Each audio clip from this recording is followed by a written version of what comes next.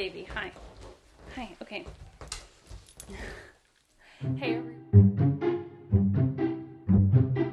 Hey everyone, hi, welcome back to my channel. Today I'm going to be going over books that are about the convergence of Jewish and American identity. Sometimes I find little collections within my collection or library of books, and I'm always surprised at how much they are speaking to one another, the books. And I found this collection sort of nestled among the books and decided to do a video about it. If you're new to my channel, then know that I'm Shelly and I love books and reading. And I actually own quite a few books and have read a handful of books about Jewish American identity here in the US, which, yes, that's what it would be anyways. If you're liking the vibe, I would encourage you to subscribe, stick around. This is Harry. Every once in a while he joins me and he's being extremely sweet right now. Anyways, subscribe if you like the video. Without any further rambling on, let's go ahead and get into the meat of this video. I have this propensity to want to say, when I was a wee child, this is my experience of this topic and all of my life, you know, interactions.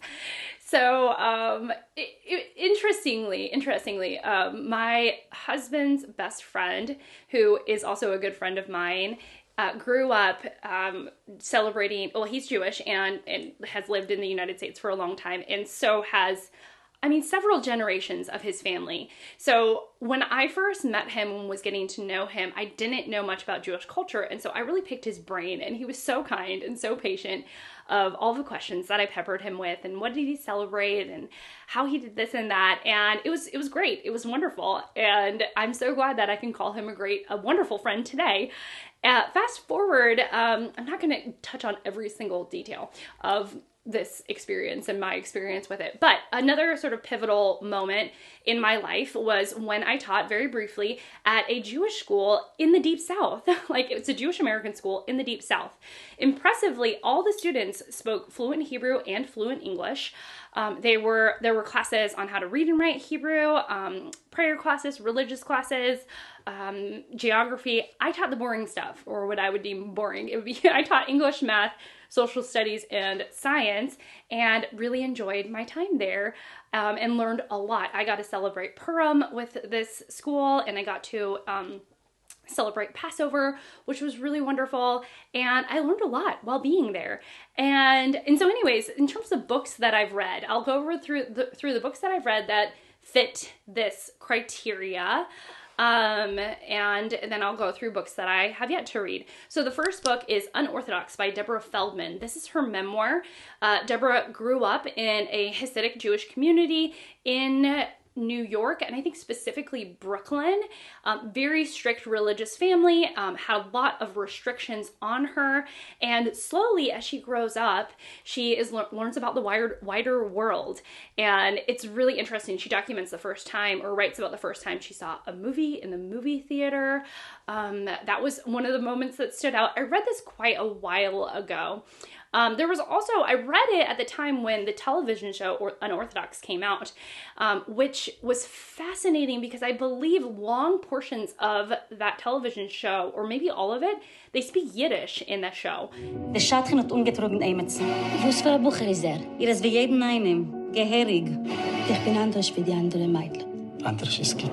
And I was interested because that was so unusual, I would say, I think it was, I don't know who produced the television show. I'm pretty sure it came out on Netflix, but that they had this show primarily in Yiddish. And so it got me interested in the book. I never watched the show, but I did read the book.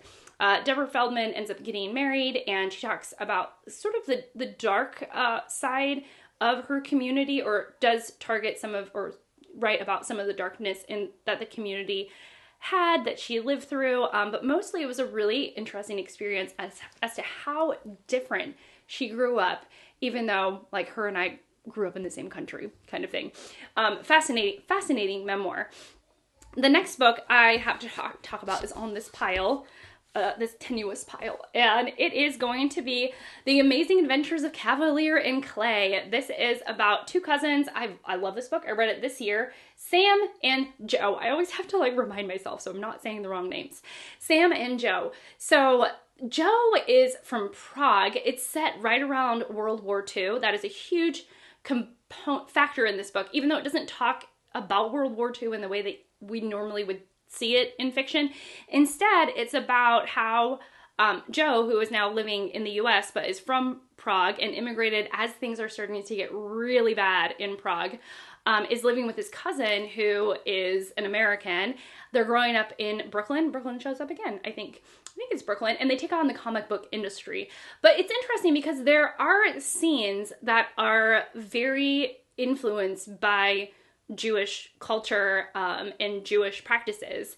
So one of which, there's like this whole scene with the golem, and like it's sort of laughable and heartbreaking and tense and all of that.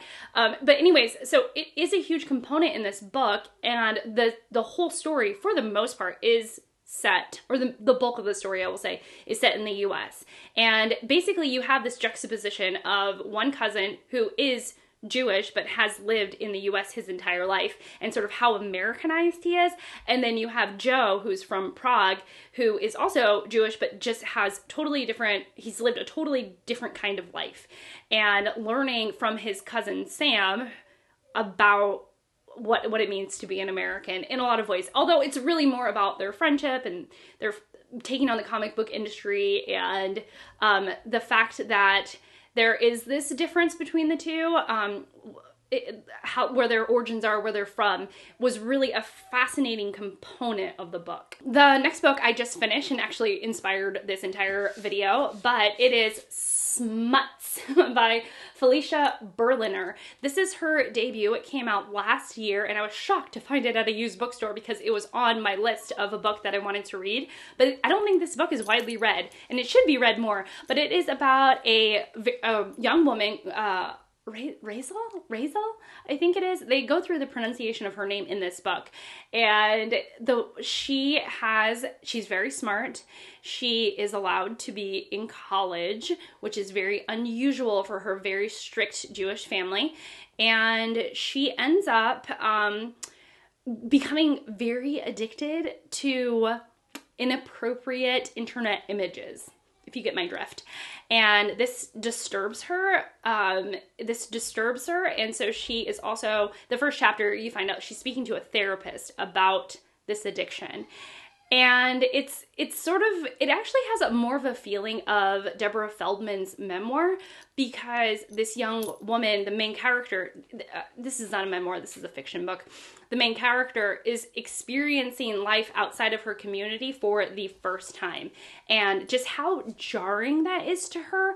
But it's always the emotions that she has as she's experiencing this definitely feel similar to Deborah Feldman's book, because it's, in some ways, her reaction is quite frightened of the outside world, uncomfortable, trepidatious, but sometimes it's this unfettered joy of experiencing something new and not being scared by it. I hope Harry's like sniffing the microphone. I'm like, don't bite the microphone, bub.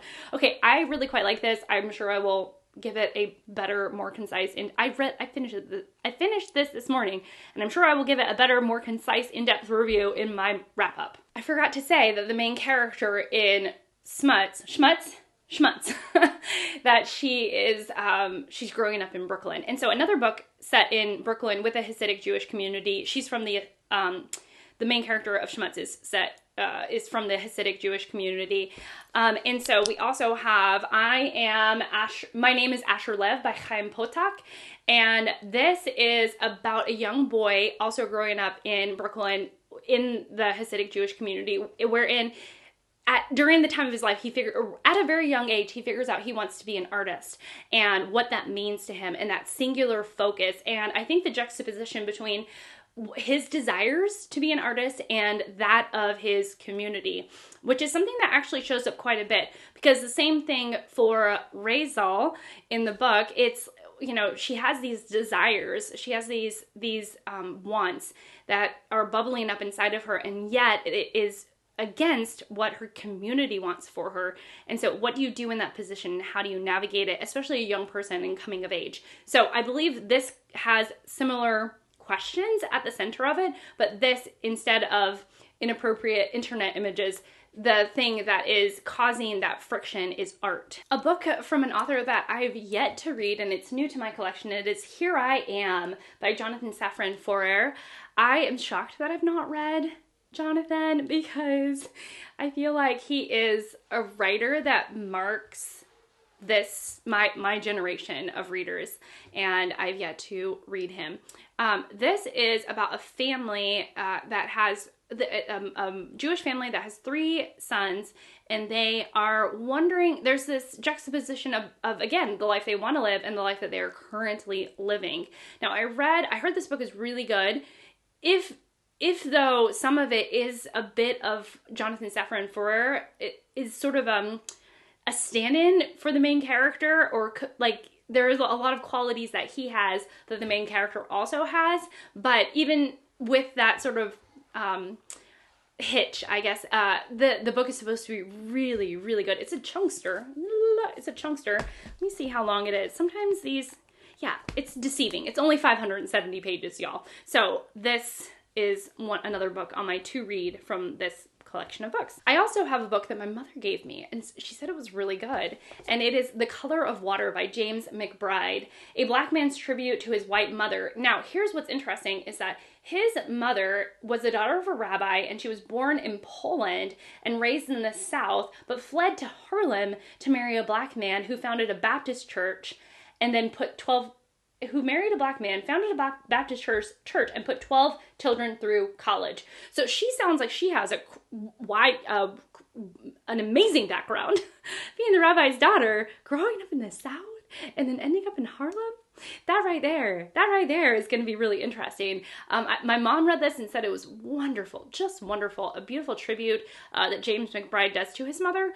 And I think also talks a bit about the identity of having a Jewish mother and what that means, especially growing up in Harlem, being mixed. So that is the next one. My last one is a little bit different. I don't know if it talks about those questions head on. It's sort of my furthest away from the central theme, and it is The Street Sweeper by Elliot Perlman. Now, in this, Lamont James is an African-American janitor who has just been released from prison. Harry is being kind of silly, and he strikes up a friendship with a patient of an elderly Jewish Holocaust survivor who went to prison in Auschwitz. So it is about their friendship, which I think really could, sometimes that when I read, I talk about this as the Jewish American identity, because I have a lot of books, or I've read quite a few books about World War II and the concentration camp experiences, and I feel like that is its own genre of reading. And then you have those who have immigrated here, whether it was during World War II, thereafter, or even before, and the families that both have this really strong sense to culture and tradition, but are now living in a new country, and maybe their children are less respectful or connected to that culture and country, and that is just something totally different. And so I'm thinking about that latter thing, the thing that is totally a little bit different, at least, building this American identity, but with having roots with traditions and cultures that are so different. And I think that that's, a running theme with a lot of first and second generations of immigrants that move here. So this sounds like one of those that kind of blends the two. It is talking about the Holocaust experience, but it is also talking about perhaps the Jewish American cultural identity here in the U.S. And that is it. Yes, baby? Yeah. Oh, beautiful. It's a main cross picture. Well, that's it for me. Thank you. Let me know if you've read any of these books. I would really love to know that. And that's it for me. So thank you for watching. Thank you for being here. And I'll see you all soon.